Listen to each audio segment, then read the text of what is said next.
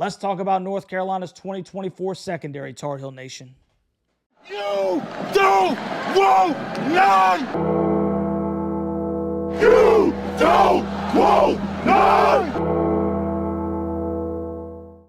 What's going on, Tar Heel Nation? It is your favorite North Carolinian, Russ, the Tar Heel. And in this huddle, baby, we're going to finish our defensive confident or concern series and talk about the 2024 UNC secondary. But before we get into that, if you haven't checked out the defensive line video or the video of the linebackers, go check those out and see how your boy feels about the Heels at the various levels of this defense. Also, if you bleed Carolina blue, or maybe your team happens to run into the Heels on a daily basis and you're interested in the opinions of a Tar Heel diehard fan, like this video, share the content, and subscribe to the channel. It would be greatly appreciated. Now, let's get into that 2024 UNC secondary.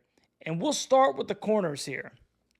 And I must say, Carolina has got to feel extremely confident in what they have on the outside in 2024. Probably more confident than they have been in a long time, with the 5'10", 195-pound senior Elijah Huzzie moving back out to the corner position, and the 6'1", 190-pound junior Marcus Allen on the other side. Elijah Huzzie finished a super strong 2023 campaign by finishing with 42 tackles, a tackle for loss, 3 interceptions, and 6 PBUs on the season. He was an honorable mention All-ACC guy, both in the secondary and as a punt returner. The dude is everywhere on the field. He's the epitome of a football player. He plays with great instincts, constantly hip to hip with the guy that he's in coverage with, and he will come up and make the stop on running backs when necessary too. He's not a thumper per se, but he doesn't shy away from filling the hole. Elijah missed the last few games, though, with a lower body injury, but is once again healthy by all accounts.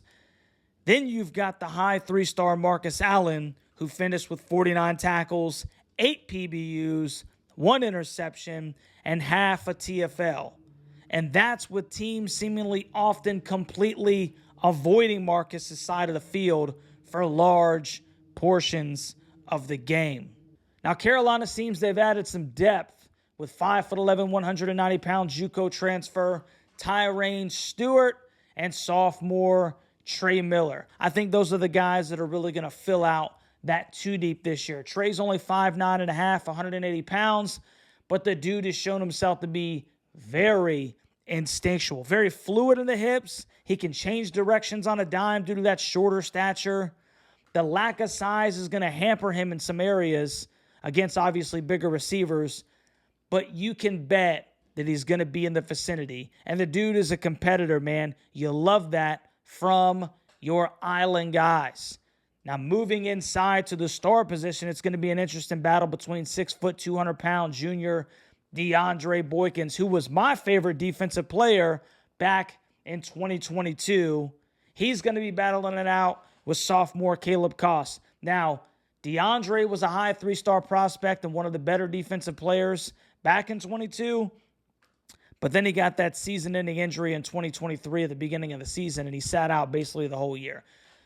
But the dude is a dude, in my opinion. That's the best way to stinking describe DeAndre Boykins. He is a football player, feisty, competitor, who will get downhill, and he attacks the ball carrier. Probably grades higher as a run-stopping DB than defending the pass, but is capable of doing both well. Caleb flashed in the bowl game against West Virginia, where he recorded 5 tackles and 2 pass breakups against the Mountaineers.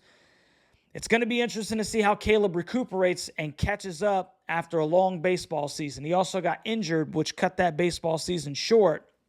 So it's going to be interesting to see how Caleb, gets back into the swing of things, gets back into football shape, right? I really like both of these guys in that position, though. So once again, we're looking really good. Then we move to the safeties, where Carolina has been subpar the last few seasons. Jakeem Harris comes over from the dark side in Raleigh and is the likely starter at one of those safety spots. The 5'10", 195-pound senior only played in one game last year in Raleigh, but has pretty good film. He tracks the football well, and he will lay the hammer down inside the box.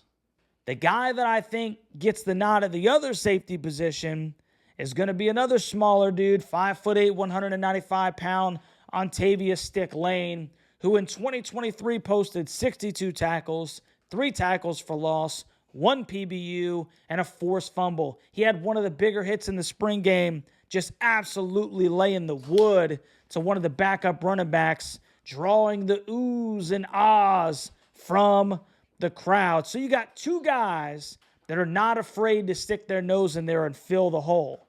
I like safeties that will come up and hit.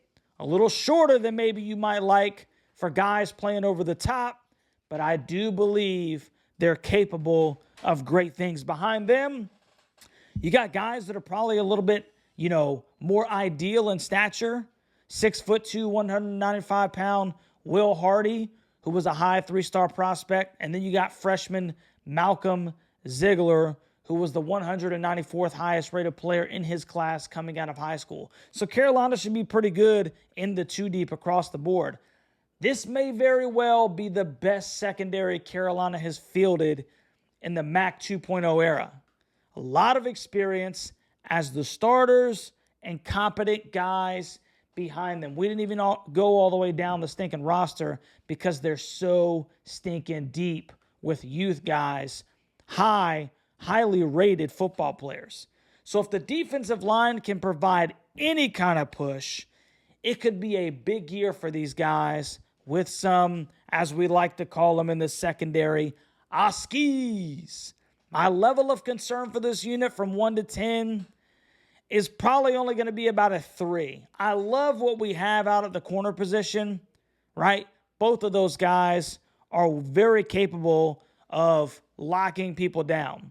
I'm just a little concerned about the lack of height from our starters at the safety position, though I love the way that they play in the box. Will Hardy and Malcolm, they do have really good size coming in behind those guys, but we shall see. We just don't know exactly just yet. So let me know what you think about the secondary down in the comment section. Tar Heel Nation, are you confident or are you concerned?